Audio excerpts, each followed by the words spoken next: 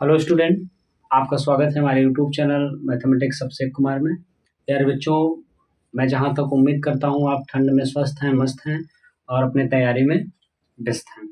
क्योंकि बेटा वो समय बहुत लंबा नहीं रह गया है जो आप 10 साल का परिश्रम आप बोर्ड एग्जाम में देने वाले हैं। कहने का मतलब एग्जाम तो होता है बेटा 1 से 9 तक बच्चों का, वो कोई मायने नहीं रखता, बोर्ड एग्जाम ज़्यादा मायने रखता है। तो आइए हम त्रिकोणमिति के अनुप्रयोग का ये दूसरा वीडियो हम बना रहे हैं और इसमें हम आपको क्वेश्चन जो बोर्ड एग्जाम में पूछता है उस क्वेश्चन को हम सॉल्व करवा रहे हैं। तो आपके सामने एक सवाल लिखा गया है, इस सवाल को हम समझते हैं। पहले वीडियो में जो था बेटा वहां से हम दृष्टि रेखा, क्षैतिज रेखा, ऊर्ध्वाधर रेखा, अवनमन कोण, उन्नयन कोण की पहचान कर चुके थे। अब यहाँ पर जो है हम सवाल लगा रहे हैं। तो उसमें जो है 4 सवाल बताया गया था, वेरी मोस्ट इम्पॉर्टेंट था और ये भी जो है वेरी मोस्ट इम्पॉर्टेंट है और इस सवाल को हम लगाते हैं। जैसे आपके सामने लिखा गया है कि एक 6 मीटर ऊंचे भवन की छाया है। कहने का मतलब मान लो, कल्पना करो कि ये 6 मीटर ऊंचा एक भवन है, इसकी जो छाया है वो इस तरफ बन रही है। पृथ्वी पर 2√3 मीटर लंबे है, तो सूर्य का उन्नयन कोण ज्ञात कीजिए। तो समय को वेस्ट न करते हुए ये ऑब्जेक्टिव क्वेश्चन है और ये ऑब्जेक्टिव क्वेश्चन बेटा 2020, 2023, 2025 में भी पूछा गया है। चाहे तो आप प्रीवियस ईयर का जितना भी पेपर मॉडल है आप उठा के देख सकते हो, 2020, 23 और 25 में भी पूछा गया है।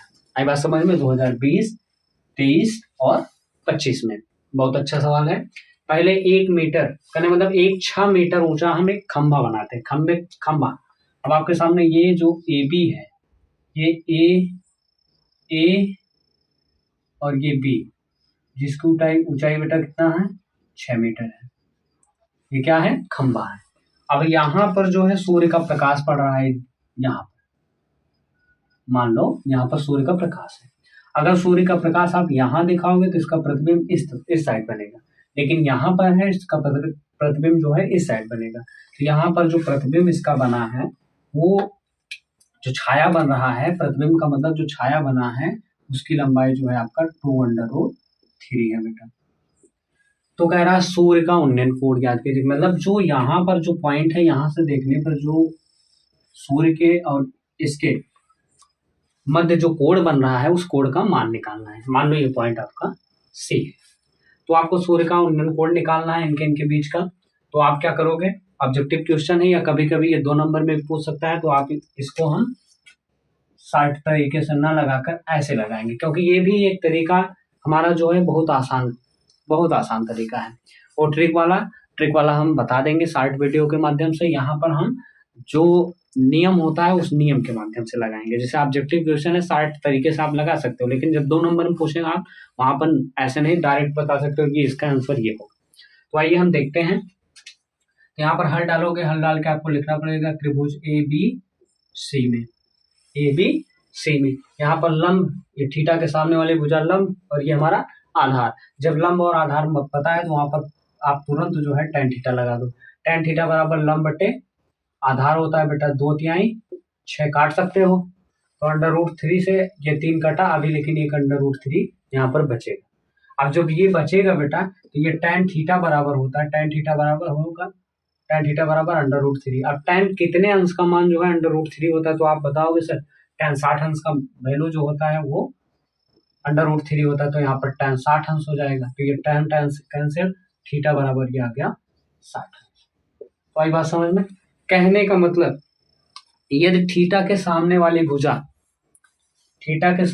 भुजा जो है बेटा अगर आधार से बड़ी है, ट्रिक से यदि मान लो ये आपके सामने एक त्रिभुज बना है और त्रिभुज में ये थीटा है, यदि ये भुजा यानी मतलब ये भुजा यहाँ पर ये छोटी है और ये वाली बड़ी है, ये बड़ी है और ये छोटी है।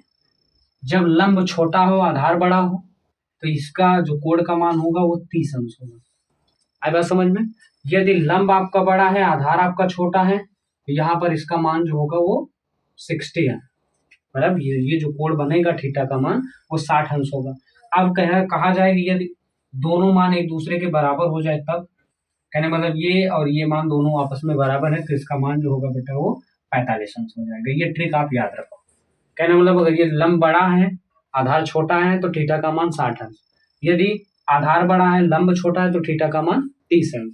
और ये अगर लंब और आधार दोनों एक दूसरे के बराबर हैं तो वहां पर थीटा की वैल्यू आप डायरेक्ट बता सकते हो कि वो क्या है भैया, 45 अंश है। तो ये आपको समझ में आ गया होगा। आगे हम चलते हैं दूसरे सवाल पे। अब आपके सामने छठा सवाल है और अब लिखा गया है सूर्य का उन्नयन कोण जब किसी सीधे खड़े खंबे की छाया और उसकी लंबाई या ऊंचाई, लंबाई ऊंचाई भी बोल सकते हो, कोष्टक में दिया गया लंबाई बराबर है कब? जब सूर्य का उन्नयन कोण जब किसी सीधे खड़े खंबे की छाया और उसकी ऊंचाई, कहने का मतलब यदि जो ये ऊंचाई जो बना है, जैसे मान लो कि ये खंबे की ऊंचाई है, ये बेटा क्या है, ए बी खंबे की ये ऊंचाई मान लेते हैं ये है, और इसकी जो छाया बन रही है उसकी ऊंचाई के बराबर है, उस लंबाई के बराबर, ऊंचाई के लंबाई के बराबर है। कहने मतलब यच ऊंचाई की ये खंबे की ऊंचाई है यच, उसकी जो छाया बनेगी वो बेटा क्या बनेगी, वो भी एच के बराबर है। कहने मतलब ये जो ऊंचाई है उसकी छाया के बराबर है। कहने मतलब ये जो मार्कर है, मान लो अगर ये 1 मीटर मतलब 1 फीट का है, कल्पना करो, मान लो, अब ये नहीं कि ये 1 फीट का है, ऐसा नहीं, 1 फीट का नहीं, मान लो ये 6, मान लो एक फीट का है और इसकी जो छाया भी बन रही है वो भी 1 फीट का है, तो उस समय सूर्य का उन्नयन कोण ज्ञात कीजिए। उस समय सूर्य का उन्नयन कोण ज्ञात कीजिए। कहने का मतलब यहाँ जो कोण बना है वो ज्ञात करना। अगर सूर्य का प्रकाश इस तरफ है, अगर इस तरफ है तो इसका जो कोण बन रहा है उस कोण का मान निकालना है। तो यहाँ पर आपको देखने से ये भी मिल रहा है कि ये बेटा क्या है, ये लंब दिया है और ये आधार दिया है। तुरंत आप क्या करोगे, समकोण त्रिभुज ए बी सी में तुरंत क्या करोगे बेटा, tan थीटा बराबर एच बटे एच, ये कट जाएगा, एच बटे एच, एच से एच कैंसिल, तो tan थीटा बराबर ये आ गया बेटा 1। अब tan कितने अंश का मान जो होता है वो 1 होता है, तो आप बताओगे सर tan 45 अंश का मान होता है। हमने पहले ही वीडियो में बता दिया था, tan के जितने भी मान है आपको याद करना है, tan साइन और एक कास का भी याद कर सकते हो, बस इसके बाहर नहीं पूछेगा वो त्रिकोणमिति के अनुप्रयोग में। सिर्फ अधिकतर 80% आप मान के चलिए tan का, फिर 12 से 15% आप मान के चलिए साइन का, और 5-6% आप मान के चलिए कास का पूछता है, तो इसलिए तीनों मान जो है आप याद कर सकते हो। तो यहाँ से बेटा ये क्या होगा, tan से कैंसिल, यहाँ थीटा बराबर क्या आ गया, 45 अंश। अब आप कहोगे सर थीटा का मान 45 अंश आया तो इसमें कोई ऑप्शन ही नहीं है। तो बेटा एक चीज और आपने पढ़ा होगा कि जब भी ये मान अगर डिग्री में है, इसको रेडियन में बदलने के लिए हम क्या करते हैं, पाई बटे 180 अंश से हम गुणा करते हैं, पाई बटे 180 अंश से गुणा करते हैं। तो 45 से इसको जब काटोगे ये बेटा 4 बार जाएगा, गुणा करके आप देख लो, 4 पच्चीस 20, 2 हासिल, 4 चौक 16, 16 में 2 जोड़ोगे 18, तो इसका मान आ गया पाई बाई 4। तो पाई बाई 4 जो है उसी पे आपको टिक लगा देना है। तो आई बात समझ में? तो ये आपको समझ में आ गया होगा। तो इस प्रकार का सवाल ही बोर्ड एग्जाम में पूछता है। आगे चलते हैं हम। 7वां क्वेश्चन आपके सामने लिखा गया है और ये क्वेश्चन लिखा है और कहना क्या चाह रहा है इस क्वेश्चन के माध्यम से एग्जामिनर आपसे ये पूछ रहा है कि 2 खंभे हैं, एक 13 मीटर का है और एक 7 मीटर ऊंचा है। कहने का मतलब एक खंभा जो है वो बड़ा है, 7 मीटर का है, और दूसरा हमारा जो है वो सॉरी बड़ा वाला 13 मीटर का है और ये जो दूसरा है वो 7 मीटर, कहने मतलब उससे 5 मीटर ये छोटा है और समतल जमीन पर खड़े हैं, समतल जमीन पर ऊर्ध्वाधर ऐसे खड़े हैं। कहने मतलब एक बड़ा है और एक छोटा है। ऊर्ध्वाधर समतल पृष्ठ आपका ये हो गया और समतल पे ऐसे ये खड़े हैं। यदि उनके पादों, कहने मतलब ये जो नीचे वाला जो भाग है, मतलब निचले सिरे, मतलब ऊपरी सिरा नहीं, निचला वाला जो जहाँ पर समतल पे खड़े हैं, उन दोनों के बीच की जो दूरी है वो 8 मीटर है। तो उनके सिरों के मध्य जो इससे सिर, अब आप 2 फिगर इसका बना रहे हैं, इसके बाद ध्यान दो, समझ में आ जाएगा। कहने मतलब ये जो चित्र है हमारा, कहने मतलब ये जो, और ये हमारा ये ए बी, ये हमारा 13 मीटर का खंबा है और ये जो हमारा है ए बी, और इसको हम मान लेते हैं सी डी, जो पॉइंट है हमारा इसको हम सी मानेंगे और ये वाला हमारा डी है।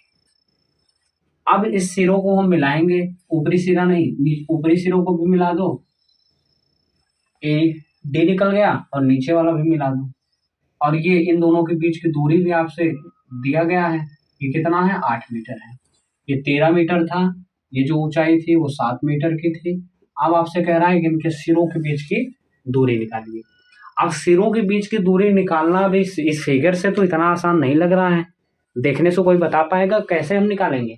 तो बेटा जो आप यहाँ पर सी बी मतलब बी सी जो रेखा है, आप इसके समांतर ये यहाँ पर इसके समांतर इसके बराबर हमने डी ई रेखा खींची है। अगर ये 8 मीटर है तो ये भी हमारा क्या हो जाएगा 8 मीटर है, हो जाएगा। आई बात समझ में? ये हमारा क्या हो जाएगा 8 मीटर हो जाएगा, ये भी 8 मीटर का, ये 8 मीटर का है तो ये भी 8 मीटर का है। अब आपसे ये वाला जो एडी, इनके सिरों के मध्य जो है, सिरों के मध्य की दूरी आपको निकालना था। अब आप यहां से निकाल सकते हो। अगर मान लो कि ए बी की ऊंचाई 13 है बेटा, अगर ये 7 है, कहने मतलब यहां पर एक आयत बन रहा है और ऊपर एक त्रिभुज बन रहा है, तो आयत के आमने सामने की भुजा हमारी क्या होती है बराबर होती है। अगर ये 7 है तो ये वाला भी हमारा 7 हो जाएगा। यहाँ तक जो बी ई बी जो रेखा है, मतलब जो ए बी रेखा है जो बना है यहाँ पर, वो इसके बराबर है। तो यहाँ पर जो आयत बन रहा है उसके आमने सामने की भुजा बराबर है, तो यहाँ पर ये भुजा जब निकाल लोगे तो आप बड़ी आसानी से उसको बता सकते हो। आपसे ये पूछ रहा है, अगर आपसे कोई पूछे कि ए बी बराबर कितना है तो आप बताओगे सर 13 मीटर है। यदि आपसे ए ई पूछता है तो ए ई बराबर आपको निकालना है, तो ए ई जब आप निकालोगे तो 13 में से आप 7 घटाओगे, 13 में से आप 7 जब करें मतलब ईडी की वैल्यू भी दिया गया है, आप इसको भी लिख दो ईबी, ईडी नहीं ईबी, ये 7 है। अब आपसे ए ई की वैल्यू पूछ रहा है, किससे पूछ रहा है ए ई की, तो ए ई की वैल्यू आप जब निकालोगे तो ए बी में से आप ए बी वाला मान घटा दोगे तो ये ए ई की वैल्यू आप पा जाओगे। तो ए बी का मान कितना है 13 मीटर और इसका मान जो है वो कितना है 7, तो ये आ गया 6। कहने मतलब इसका जो मान आया है वो 6 आया है। क्या आ गया बेटा 6। और आप देखने से ये यहाँ पर 90 अंश का कोण बना रहा, बन गया समकोण त्रिभुज। अब आप बहुविकल्पी क्वेश्चन है, इसमें जो ऑप्शन हम नहीं लिखे हैं, ऑप्शन आप यहाँ पर नोट कर लीजिए। यहाँ पर जो ऑप्शन है वो क्या है बेटा, वो है आपके सामने 9 मीटर, 10 मीटर, 11 मीटर और आपके सामने 12 मीटर लिखा है। 9 मीटर पहला ऑप्शन, दूसरा है 10 मीटर, तीसरा हमारा 11 मीटर और चौथा है हमारा 12 मीटर ऑप्शन है। क्वेश्चन बहुत ही वेरी मोस्ट इंपॉर्टेंट है। अब यहाँ पर आपको देखने से ये लग रहा है, अब जब ये 6 है ये 8 है, तो आप सब लोग जानते हो सबसे बड़ी भुजा का जो वर्ग होता है, मान लो यहाँ पर कर्ण हमको निकालना है, सबसे बड़ी भुजा का वर्ग जो होता है उसके समूह दोनों भुजाओं के वर्गों के योग के बराबर होता है। कहने मतलब 8 अठाई 64 और 6 के 36, दोनों जोड़ोगे बेटा आ जाएगा 100, और 100 को जब ये वर्ग है वर्गमूल जब निकालोगे तो ये आ जाएगा ये 10 का वर्गमूल। 10 का वर्गमूल 10 का वर्ग कितना होता है 100, तो ये कर्ण बराबर आ गया कितना बेटा आ गया 10, तो आपको 10 मीटर पे टिक लगाना है। तो ये रहा आपका सवाल और बड़ी आसानी से आपने इसको लगाया। अब आगे चलते हैं हम दूसरे सवाल पे। 8वां क्वेश्चन आपके सामने लिखा गया बेटा, ये 8वां क्वेश्चन है आपका, और यहाँ पर लिखा गया है कि भूमि के एक बिंदु से, मान लो यहाँ पर भूमि है, साथ में हम फिगर बनाते हुए चलेंगे। भूमि के एक बिंदु से जो मीनार के पाद बिंदु से 30 मीटर की दूरी पर है, मतलब भूमि के बिंदु से मीनार के पाद बिंदु से जो इसकी दूरी दिया गया हो 30 मीटर की है, ये है। अब कह रहा है कि मीनार के शिखर का उन्नयन कोण 30 अंश है। यहाँ पर बेटा एक हम मीनार बनाते हैं और इसके शिखर से इस भूमि के बिंदु से जो है 30 अंश का यहाँ पर कोण बन रहा है। मान लो ए बी और ये सी, ये ए बी और सी, कह रहे हैं मतलब भूमि के एक बिंदु से मीनार के पाद बिंदु के बीच की दूरी 30 मीटर है और मीनार के शिखर का जो उन्नयन कोण है वो 30 अंश है, सॉरी थीटा नहीं बेटा 30 अंश। तो क्या दिया गया है 30 अंश दिया गया है। कितना दिया गया है 30 अंश दिया गया। अब आपसे कह रहा है कि मीनार की ऊंचाई निकालिए। तो मीनार की ऊंचाई आप मानोगे बेटा अपने हिसाब से, मान लेते हैं हम क्या है ये 6, मीनार की ऊंचाई क्या है ये 6। अब आपको लंब पता है, आधार पता है, तो आप बड़ी आसानी से सवाल को लगा सकते हैं। और ये क्वेश्चन जो है 2023 और 2025 में पूछा गया है। आप जाके प्रीवियस ईयर का जितना भी पेपर मॉडल है आप उठा के देख सकते हो कि 2023 में और ये 25 में क्वेश्चन पूछा गया है, चाहे वो विद्या हो या अवतार हो, आपको जो हेल्पफुल लगे वहां पर जाके आप देख सकते हो, या प्रीवियस ईयर आपके पास कहीं से पेपर मिल जा रहा है तो आप वहां से भी देख सकते हो। तो आई बात समझ में। अब यहाँ पर हमको क्या निकालना है, मीनार की ऊंचाई लगाना है, ऊंचाई निकालना है। तो प्यारे बच्चों इतना आपको लिखना पड़ेगा। अब यहाँ पर आप निकालो, क्योंकि लिखना नहीं, अब ये सॉल्व कर रहे हो, ऑब्जेक्टिव क्वेश्चन है, 2 नंबर में पूछता है तो आपको अच्छे से लिखना पड़ेगा। समकोण त्रिभुज ए बी सी में, अब यहाँ पर tan थीटा बराबर tan 30 अंश बराबर आप लिखोगे लंब बटे आधार, लंब इसका यच है, आधार इसका 30 है। तो एक tan 30 अंश की जो वैल्यू होती है वो बटे कितना होती है, 1/√3 होता है, और यच बटे ये 30 हो जाएगा। अब इसका जो आप समीकरण पढ़े हो, इसके हर से इसके अंश में गुणा और इसके हर से इसमें गुणा, कहने मतलब इसको हम अगर लिखना चाहें तो सही फॉर्म में ऐसे भी लिख सकते हैं, या दूसरे ढंग से ऐसे भी आप लिख सकते हो, पहले इसका गुणा कर लो, इसमें आप इसका गुणा करोगे, ये हो जाएगा √3h, ये बराबर 30 का, 30 का गुणा 1 में करोगे 30 1 30, आप स्थान बदल सकते हो। अब यहाँ से आपको h बराबर निकालना है, तो ये 30/√3। अब ऐसा ऑप्शन बहुविकल्पी में मिल ही नहीं रहा है, तो आपने 9th क्लास में यहाँ पर प्रमेयीकरण वाला ऑप्शन अब हम लगा देंगे। यहाँ पर जो संख्या नीचे है उसी संख्या से ऊपर नीचे हम क्या कर देंगे, उसमें गुणा कर देंगे, प्रमेयीकरण वाला ऑप्शन। इसमें जब आप गुणा करोगे तो ये 30/√3 हो जाएगा, और नीचे आपका 3 हो जाएगा, 3 से ये काट दो, 3 दहा में 30, तो 10/√3 आ गया। तो 10/√3 जहाँ आपका है वही सवाल आपका ही सही है, उसी पर आपको टिक लगा देना है। तो ये सवाल बीच आपको समझ में आ रहा होगा, तो बीच बीच में आप वीडियो को लाइक करते रहिए और अपने दोस्तों के पास शेयर करते रहिए। तो आगे चलते हैं बेटा, 9वां सवाल हम देखते हैं क्या है। और वीडियो इसलिए रोक रोक के चला रहे हैं भाई, रोक रोक के हम सवाल पहले लिख लेते हैं क्योंकि समय कम लग रहा है इसमें। अब वैसे तो अगर लिखेंगे साथ साथ में वीडियो बहुत लंबा हो जाएगा और बोर्ड भी हमारा छोटा है। हमने वादा किया है कि हमारा जो सब्सक्राइबर अगर 1000 सब्सक्राइबर हो जाएगा जिस दिन, उसी दिन हम बड़ा बोर्ड लगवा देंगे, लेकिन उससे पहले हम लगवाएंगे। आप लोगों को भी अपना काम करना है, आप करते रहिए। चलते हैं हम अगले सवाल पे। 9वां सवाल है आपके सामने। 5 मीटर ऊंची मीनार के पाद से 5 मीटर ऊंची मीनार के पाद से 5 मीटर दूर स्थित बिंदु पर मीनार की चोटी का जो उन्नयन कोण है वो ज्ञात करना है। कहने का मतलब जो मीनार है और मीनार की जो परछाई वो 5 मीटर, मीनार से 5 मीटर की दूरी पर बनना है। 5 मीटर का मीनार है और 5 मीटर की दूरी पर ही उसका प्रतिबिंब बन रहा है। घर पापा नहीं है नहीं,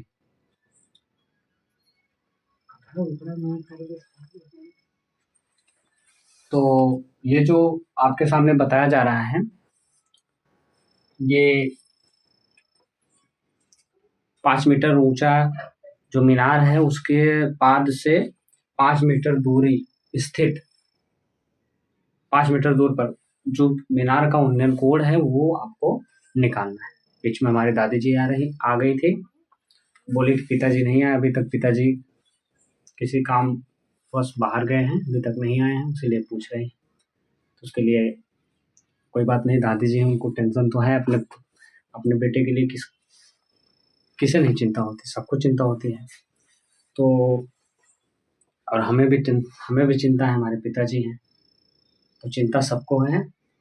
फ़ोन किए थे, बोले कि बेटा आधे घंटे बाद आएंगे। तो आइए हम सवाल को समझते हैं, और इसको आप ट्रिक के माध्यम से भी लगा सकते हो, जो ट्रिक बताया गया था। जैसे 5 मीटर ऊंचा ये मीनार है, 5 मीटर ऊंचा मीनार है, और इसके पाद से 5 मीटर दूर पर ये जो इस बिंदु पर उन्नयन कोण है उसी को आपको निकालना है। ये ए है, ये बेटा बी है, ये सी है। 5 मीटर ये भी है, 5 मीटर ये भी। हमने पहले ही बताया था अगर लंब और आधार आपस में दोनों बराबर हैं तो थीटा का जो वैल्यू होगी वो कितना होगा, 45 अंश होगा, पहले ही बताया था। अगर लंब बड़ा है आधार छोटा है तो थीटा की वैल्यू जो है वो 60 अंश होगी। यदि आधार बड़ा है लंब छोटा है, थीटा की वैल्यू 30 अंश होगी। तो इस ट्रिक के माध्यम से आप सवाल लगा सकते हो। ये बात समझ में। अब आगे हम चलते हैं, इसको अपने ढंग से लगाएंगे। जैसे 2 नंबर में पूछता है तो कैसे आप लगाओगे, आपको उतना लिखना पड़ेगा। समकोण त्रिभुज एबीसी में आप क्या लगाओगे, tan थीटा बराबर इसका मान 5/5, लंब इसका 5 है, आधार इसका 5 है, 5 5 से कैंसिल, तो tan थीटा बराबर आ गया बेटा 1। tan थीटा बराबर थीटा के कितने अंश का मान जो है 1 होता है, tan 45 अंश का मान होता है बेटा। tan 45 tan से कैंसिल, थीटा की वैल्यू आ गया बेटा 45 अंश। तो आप 45 अंश वाले पे आपको टिक लगा देना है। अब आगे चलते हैं, हम छोटा छोटा सवाल है, इसको जल्दी जल्दी थोड़ा स्पीड से बताएंगे। आगे चल रहे हैं, 10वां सवाल है, भूमि से 100 मीटर की ऊंचाई पर, यानी मतलब भूमि से 100 मीटर की ऊंचाई तथा 60 अंश के उन्नयन कोण पर उड़ती हुई एक पतंग की डोरी की लंबाई, डोरी की लंबाई आपको बताना ऑब्जेक्टिव क्वेश्चन है, और ये क्वेश्चन भी बोर्ड एग्जाम में पूछा गया है। अब ये सवाल कैसे लगाएंगे देखते हैं हम। जैसे हम बता रहे हैं कि हम 100 मीटर की ऊंचाई पर एक पतंग है, मान लो यहाँ पर वो पतंग उड़ रही है, ए बी ऊंचाई, कहने मतलब ये 100 मीटर की ऊंचाई पर ये पतंग जो है बेटा उड़ रही है। अब कह रहा तथा 60 अंश के उन्नयन कोण पर उड़ते हुए, कहने मतलब ये यहाँ पर जो है 60 अंश के कोण के साथ ये पतंग जो है वो आसमान में उड़ रही है। आई बात समझ में? यहाँ पर कहीं आसमान तो नहीं लिखा गया, लेकिन पतंग उड़ेगी कहाँ, ऊपर ही आसमान में ही उड़ेगी। आसमान का मतलब एकदम पूरा न गगन में नहीं चले जाएगी, कुछ हाइट पर ही पतंग आकाश की तरफ उड़ती हुई नजर आएगी। और यहाँ से बता रहा है कि ये भी ऊंचाई के नाम 100 मीटर की ऊंचाई पर और 60 अंश के उन्नयन कोण पर उड़ती हुई पतंग के डोरी की लंबाई, कहने मतलब ये जो पतंग है, यहाँ से कोई प्रेक्षक है इसको उड़ा रहा है पतंग को यहाँ से पकड़ के, तो ये जो डोरी की लंबाई है उसको आपको निकालना, कहने मतलब इस डोरी की लंबाई को आपको मान के चलना है, ये मान लेते हैं ये यक्स है। अब बेटा यहाँ से हम क्वेश्चन थोड़ा बदल गया है। अब वो क्वेश्चन ये क्या हो गया, इसमें लंब दिया है ये और कर्ण दिया है, मतलब ये कोण पूछा है, लेकिन कोण के सामने वाली भुजा लंब और सबसे बड़ी भुजा जो होती है वो कर्ण, और ये वाली भुजा हमारी क्या है, आधार। तो आपको यहाँ से यहाँ जो नियम है वो आप tan नहीं लगाओगे, यहाँ किस जो नियम होता है साइन लंब बटे कर्ण किसका मान होता है, वो साइन का मान होता है। तो आपको क्या करना है, साइन का मान रख देना है। तो आप लिखोगे, क्या लिखोगे, समकोण त्रिभुज ए बी सी में साइन थीटा बराबर होता है बेटा लंब बटे कर्ण। अब साइन थीटा की वैल्यू क्या दिया है 60, लंब का मान क्या दिया बेटा 100, और ये यक्स दिया है, कर्ण का मान क्या दिया है यक्स। तो साइन 60 अंश की वैल्यू आपको बताए थे, साइन का मान और tan का मान और एक कास का मान याद कर लीजिए। और साइन 60 अंश की वैल्यू क्या होता है √3/2, ये होता है बेटा 100 बटे ये हो गया आपका यक्स। तो इसका मल्टीपल इसमें, इसका मल्टीपल इसमें, इसका जब इसमें करोगे तो ये हो जाएगा √3x, और इसका जब इसमें करोगे ये हो जाएगा बेटा 200, या क्या हो जाएगा 200। यहाँ से x की वैल्यू आप निकालोगे तो 200 बटे जो चीजें इधर गुणा में उधर जाएगा भाग में हो जाएगा। तो यहाँ x की वैल्यू क्या आ गया 200 बटे √3, 200 बटे √3। तो जो आप अब बहुविकल्पीय ऑप्शन में देखो क्या है ना, तो इसी को आपको टिक लगा देना है। आई बात समझ में? अब आगे हम चलते हैं। अब आगे आपके सामने 2 क्वेश्चन लिखा गया है, दोनों क्वेश्चन एक साथ ही बताएंगे क्योंकि छोटा छोटा है।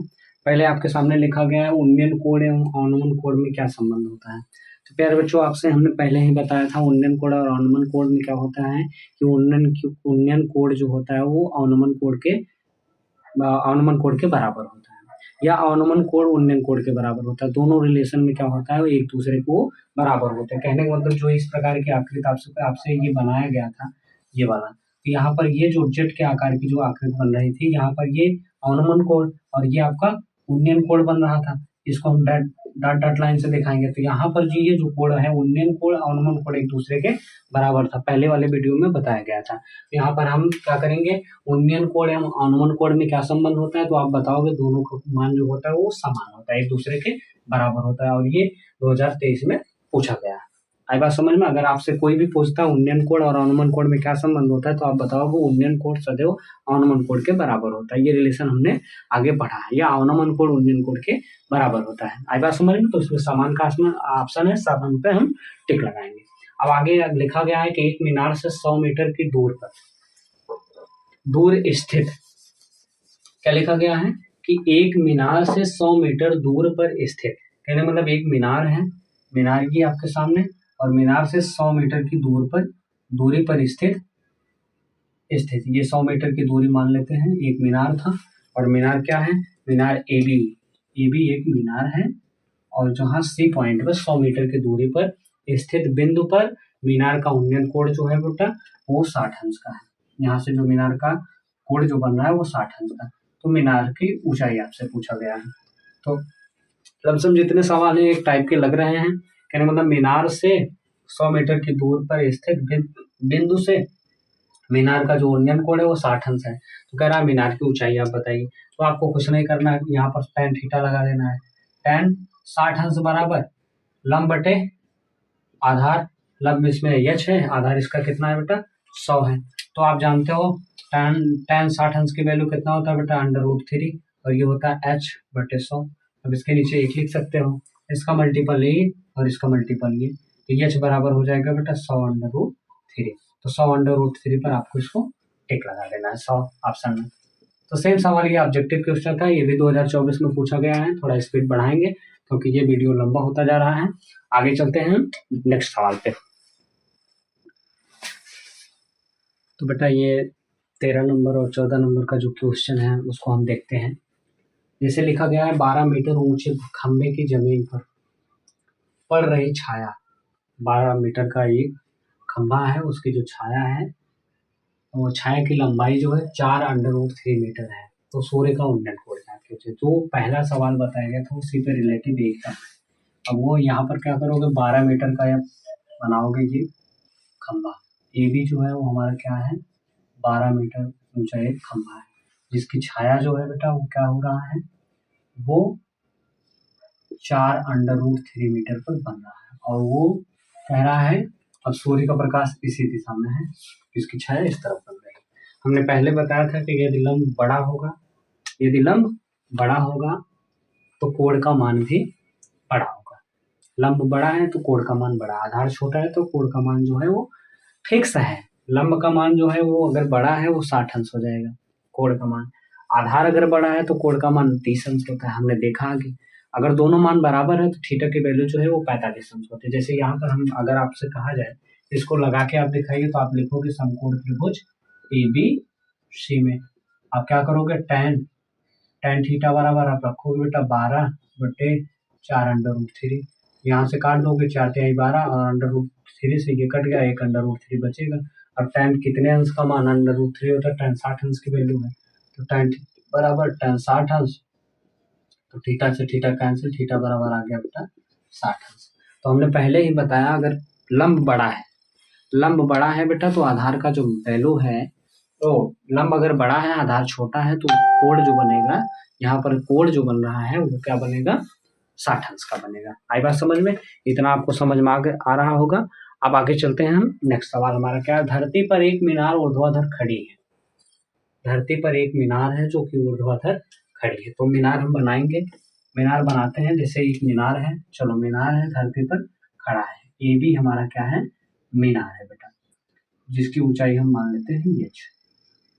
मीनार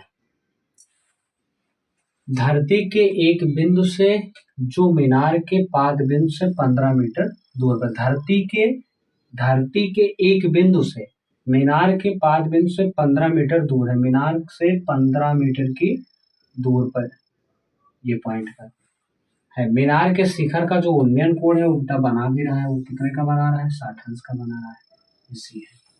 अब क्या कह रहा है मीनार के शिखर का उन्नयन कोण 60 अंश है, तो मीनार की ऊंचाई ज्ञात कीजिए। और यहाँ की जो दूरी दिया गया है वो कितना दिया गया मतलब 15 मीटर दिया गया। तो स्ट्रक्चर आप पढ़ के बनाओगे तो बड़ा आसान है बनेगा। अब आपको इसको सॉल्व करना है तो आप यहाँ पर हल डालोगे और हल डाल के आप लगाओगे, आप लिखना पड़ेगा समकोण त्रिभुज ABC में। अब आप देखो समकोण त्रिभुज ABC में क्या करोगे, tan थीटा बराबर होता है बेटा लंब बटे आधार, क्योंकि ये 2 नंबर का सवाल है आपको लिखना पड़ेगा, इसमें कोई ऑप्शन नहीं दिया गया है। तो tan थीटा की वैल्यू क्या दिया गया है 60 अंश, लंब का मान क्या है बेटा h और आधार का मान है 15। तो सब लोग जानते हैं कि हम क्या जानते हैं, यहाँ पर ये जान रहे हैं कि tan 60 अंश का मान जो होता है वो √3 होता है और h/15, इसके नीचे आप 1 लिख सकते हो। 15 का गुणा इसमें, एच का गुणा इसमें, तो आपको यहाँ से एच बराबर एक रिलेशन बनेगा 15√3। तो 15√3 इसकी जो है मीनार की ऊंचाई आ गई। ये रहा आपका सवाल, आप नोट कर सकते हो।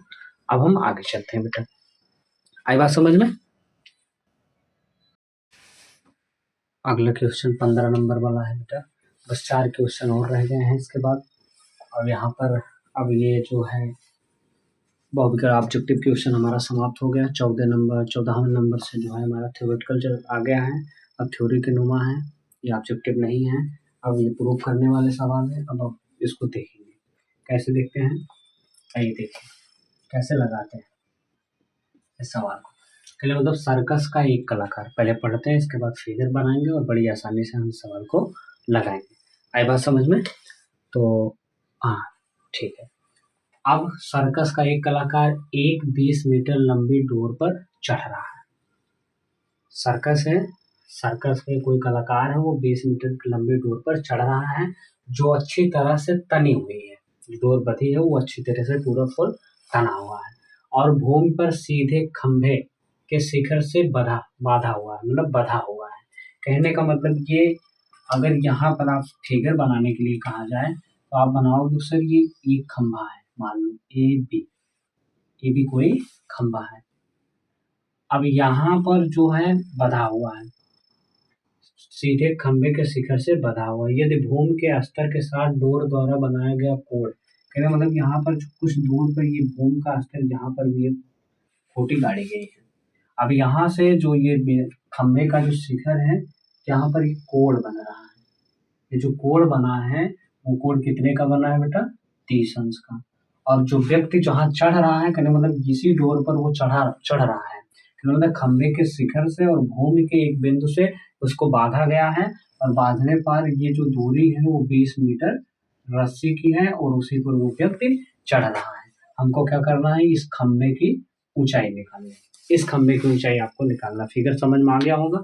कहने का मतलब जब आप सर्कस देखते हो, कहने का मतलब ये जो खंभा है, यहाँ पर खंभा आपको लगा है, अब खंभे के शिखर से एक रस्सी जो है खींचकर यहाँ पर बांधी गई है, और 20 मीटर की रस्सी खींचकर बांधी गई है, और यहाँ से वो व्यक्ति इस पर चढ़ रहा है। तो ये जो नीचे जो खंभे का जो निचला सिरा है, मतलब जिसको पांख बोलते हैं, ये निचले सिरे से भूमि के इस बिंदु के बीच जो है यहाँ पर ये कोण बना रहा है। मतलब ये कोण, ये तो यहाँ से मिलाया गया है यहाँ, लेकिन खंभे के शिखर से और इस बिंदु के बीच का जो कोण है वो 30 अंश है। अब आपसे पूछ रहा है कि खंभे की ऊंचाई क्या है, तो आपको लिखना पड़ेगा बेटा समकोण त्रिभुज ए बी सी में। अब यहाँ पर क्या क्या पता है, ये लंब है और ये हमारा कर्ण है। थीटा मतलब कोण के सामने वाली भुजा आपके लंब, सबसे बड़ी भुजा कर्ण, जो बचा है वो आधार। यहाँ पर आपको क्या देखने को मिल रहा है, ये लंब बटे कर्ण किसका मान होता है, साइन का। तो आप यहाँ पर लिखोगे साइन थीटा बराबर होता है बेटा लंब बटे कर्ण, लंब बटे कर्ण। तो साइन थीटा की वैल्यू यहाँ पर 30 अंश, और लंब हमारा क्या है h, और कर्ण आपका क्या है 20। सब लोग जानते हैं कि 30 अंश का वैल्यू क्या होता है 1/2 और h/20। ठीक, इसका मल्टीपल इसमें, इसका मल्टीपल इसमें, तो ये हो जाएगा 2h बराबर 20, h बराबर बेटा 20/2, कट का मान हो गया 10 मीटर। तो ये जो वैल्यू आई है, ये मीनार का आपको लिखना पड़ेगा। अतः खंबे की ऊंचाई बराबर 10 मीटर है। बस आपका ये सवाल प्रूफ हुआ। अब हम चलते हैं आगे दूसरे सवाल पे। 16 नंबर का क्वेश्चन जो है बेटा वो बहुत ही महत्वपूर्ण है। आप देख लीजिए, 2020 में भी पूछा गया है, 22 में, 23 में, 24 में, 25 में, मतलब हर साल ये सवाल पूछा जाता है। हो सकता है 2026 में भी ये पूछ लिया जाए। तो ये सवाल बहुत ही वेरी मोस्ट इम्पोर्टेंट है, वेरी मोस्ट इम्पोर्टेंट ये सवाल है। और ये सवाल आप देख लीजिए, किसी भी प्रीवियस ईयर का पेपर आप उठा के देख लीजिए, उसमें 2024 में, 25 में, 23 में, 22 में, 20 में पूछा गया है, और बहुत ही प्यारा सवाल है। और कैसे लगाते हैं ये देखते हैं। सबसे पहले फिगर, और फिगर अगर बना ले जा रहे हो त्रिकोणमिति का जो अनुप्रयोग है वो बेटा फिगर पे ही डिपेंड है। जो बच्चा फिगर बना लेगा वो अच्छे से इस सवाल को लगा सकता है। तो हम पहले जैसे जैसे सवाल कहेगा उस हिसाब से हम उसका फिगर बनाएंगे। जैसे कह रहा है कि 1.5 मीटर लंबा एक प्रेक्षक है। प्रेक्षक का मतलब कोई व्यक्ति है जिसकी लंबाई जो है, मान लो ये व्यक्ति है, ये व्यक्ति है बेटा, और व्यक्ति की जो लंबाई है मान लो ये लंबाई जो है बेटा इसकी 1.5 मीटर की है। आई बात समझ में? ये प्रेक्षक है कोई जिसकी लंबाई 1.5 मीटर की है। अब कह रहा है एक प्रेक्षक एक चिमनी से 28.5 मीटर पर है। अब हम यहाँ पर एक बड़ी चिमनी बनाएंगे। चिमनी का मतलब जो भट्टा वाला होता है वो आप लोगों ने देखा होगा। ये जो चिमनी है ए बी हम क्या मानते हैं, ये चिमनी है। जो व्यक्ति जो है चिमनी से 28 जो व्यक्ति और चिमनी के बीच की जो दूरी है बेटा, मतलब सी और डी पॉइंट पे जो व्यक्ति है खड़ा है, वो मतलब इनके चिमनी से इस व्यक्ति की जो दूरी है वो 28.5 दिया गया है, ये दिया गया है। अब कह रहा है उसकी आंखों से, मतलब प्रेक्षक यहाँ पर खड़ा है, भाई प्रेक्षक की भी हाइट है, यहाँ पर ये खड़ा है चिमनी से 28.5 मीटर की दूरी पर वो व्यक्ति खड़ा है। अब खड़ा है तो उसकी आंखों से चिमनी के, मतलब यहाँ पर जो उसकी आंख है, यहाँ चिमनी के शिखर का जो उन्नयन कोण है वो बेटा यहाँ पर जो बना रहा है वो 45 अंश का है। कहने का मतलब इस यहाँ से हमको इसको मिलाना पड़ेगा। अब डी हम मिला देते तो यहाँ पर ये जो कोण बन रहा है वो 45 अंश का बन रहा है बेटा। आई बात समझ में? अब आपके सामने यहाँ पर जो फिगर है, ये फिगर थोड़ा गड़बड़ है। यहाँ पर जो है ये थोड़ा यहाँ पर जिसको हम छोटा बनाते हैं, यहाँ से मान लेते हैं ये आई बात समझ में? ये हमारा क्या है, ए बी है, और ये हमारा क्या है, सी डी। अब यहाँ से जो व्यक्ति जहाँ पर खड़ा था मीनार से और इसके बीच की जो दूरी था वो कितना है, 28.5 मीटर की है। अब बेटा यहाँ पर जो आकृति बना है ये एक त्रिभुज बना है और एक हमारा आयत बना है। अब आयत बना है तो आयत के आमने सामने की भुजा बराबर होती है। अब ये अगर 1.5 है तो ये वाला भी 1.5 मीटर का होगा। अगर ये 28.5 का है तो ये भी हमारा 28.5 मीटर का होगा। अब आपसे पूछ क्या रहा है, चिमनी की ऊंचाई ज्ञात कीजिए। अब माना हम यहाँ पर क्या मानेंगे, ये पूरी ऊंचाई जो है बेटा वो कितना है, वो आपसे कहा जाएगा ये h है। ये कितना है बेटा, h है। आई बात समझ में? अब आपको चिमनी की ऊंचाई आपसे पूछा है। अब आप चिमनी की ऊंचाई तो पूछ लिया, अब कैसे आप इसको लगाओगे अब ध्यान देते हैं। अगर बेटा ये कहा जाए, अगर यहाँ तक की जो दूरी है, यहाँ तक मतलब यहाँ तक की जो ऊंचाई हो 1.5 का है, तो ये इतनी ऊंचाई कितना होगा। अगर पूरी ऊंचाई h है, इसमें से इतनी ऊंचाई 1.5 की, तो ये ऊंचाई कितनी होगी वो आपको निकालना पड़ेगा। अगर आपसे पूछा जाए, अब यहाँ पर हल डालोगे और आपको लिखना पड़ेगा, माना चिमनी की ऊंचाई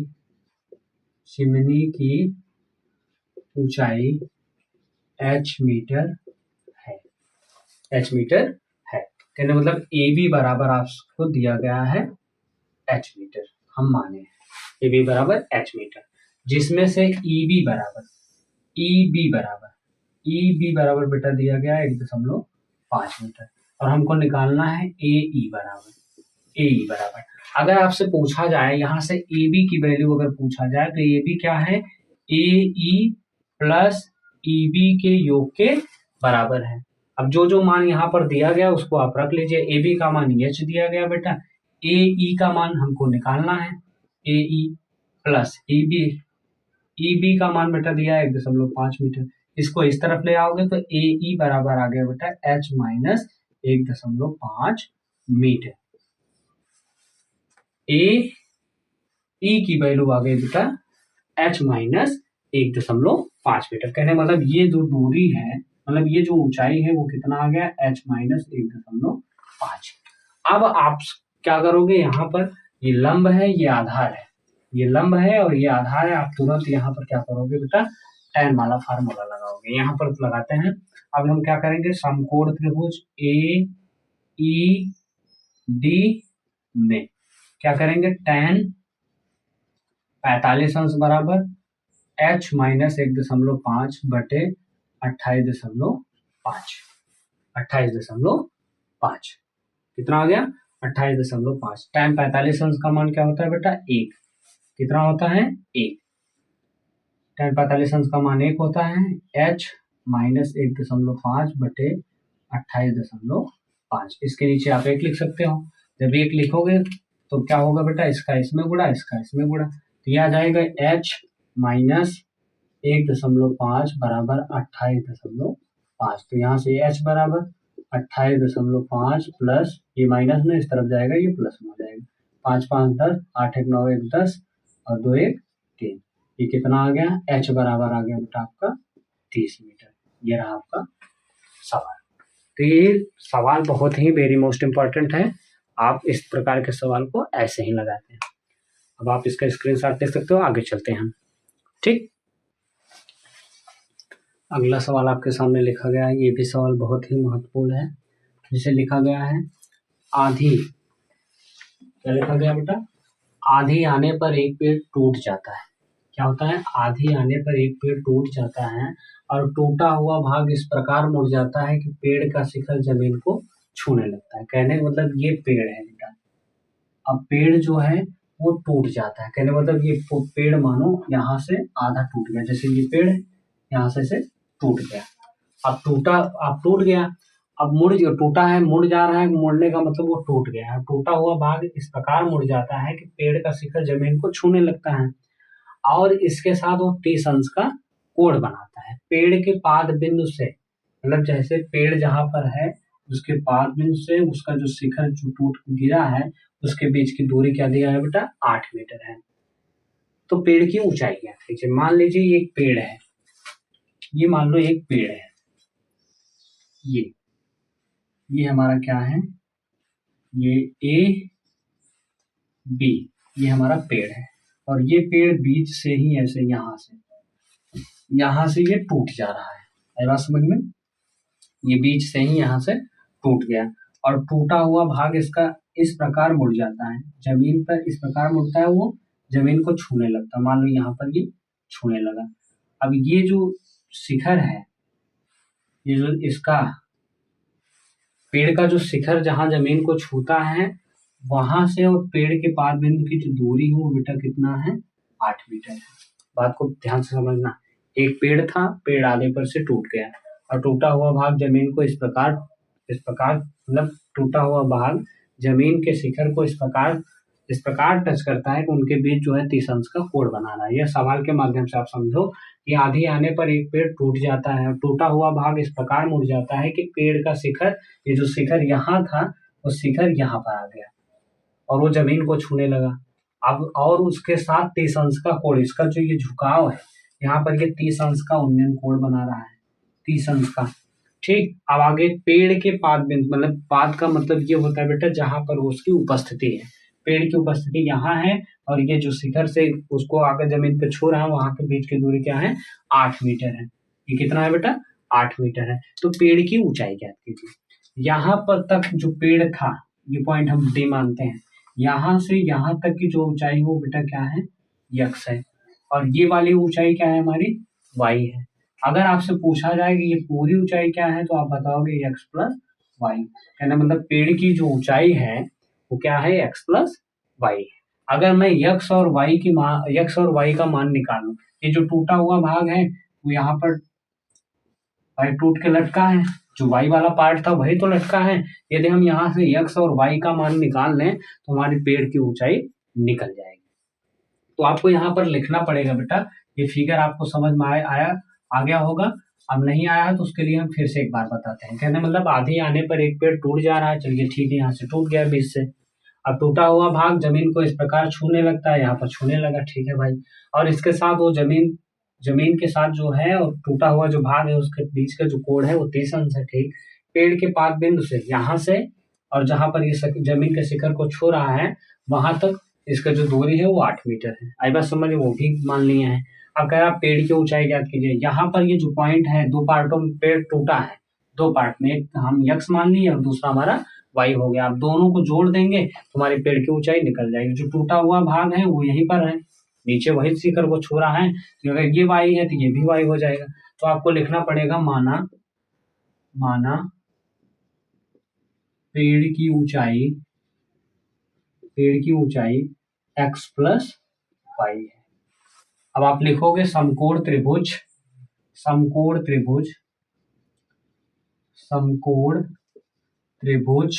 DBC में, अब यहाँ पर कौन सा नियम लगाओगे, यहाँ लंब बटे आधार दिया गया है, लंब बटे आधार दिया गया तो आप लगाओगे tan 30 अंश बराबर बेटा क्या होता है, लंब बटे आधार, tan 30 अंश बराबर नहीं, tan थीटा बराबर लंब बटे आधार। तो ये tan 30 अंश का मान क्या होता है, 1/√3, ये आ गया x बटे 8, इसका मल्टीपल इसमें हो जाएगा, इसका मल्टीपल इसमें, क्या आ गया √3x, तो ये आ गया बटा 8, x बराबर आ गया 8/√3। ये समीकरण मान लेते हैं 1। अब आगे चलते हैं बेटा, फिर यही क्या करेंगे, समकोण त्रिभुज में दूसरा मान ले लेते हैं, समकोण त्रिभुज DBC में, इसमें क्या करेंगे हम, कास की वैल्यू लेंगे। अगर ये लंब, ये आधार बटे, ये आधार है, ये कर्ण है, मान लो लंब छोड़ो, x का मान यहाँ पर निकल गया।